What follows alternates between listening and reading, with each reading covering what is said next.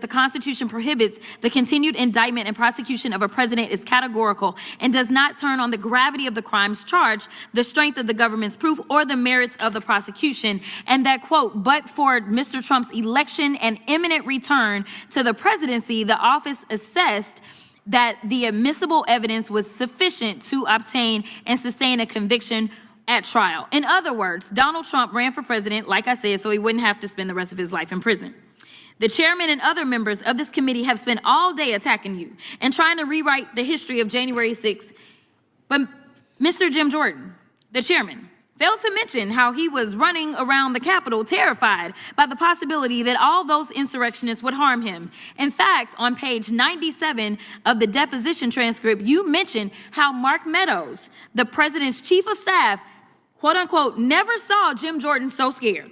The chairman also failed to mention that he was in direct contact with the White House in the days leading up to and on January 6th, which is why his toll records were subpoenaed by your office. Let me be clear, because they're trying to act like this is Democrats on Republicans, and I guess you are a covert Democrat that knew that he was going to try to steal an election before he tried to steal that election, and so therefore you were somehow put into place. I mean, the conspiracy theories make your head spin, but nevertheless, were you going to subpoena the toll records of every single Republican simply because they were a Republican?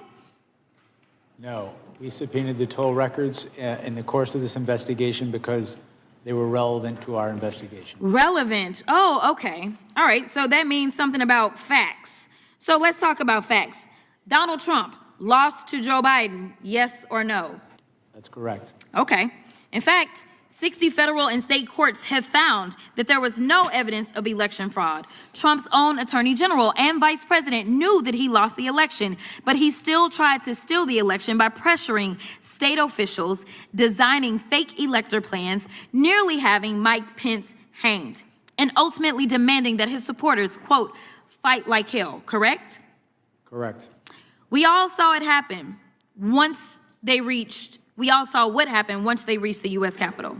As your report outlines, President Trump knew that he would incite violence at the Capitol that day. In fact, some of Trump's senior advisors were pushing for violence.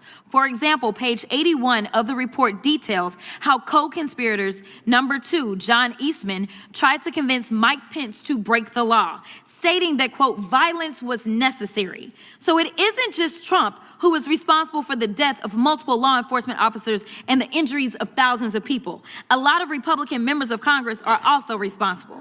147 Republicans voted to overturn the 2020 election results, including multiple members currently serving on this committee.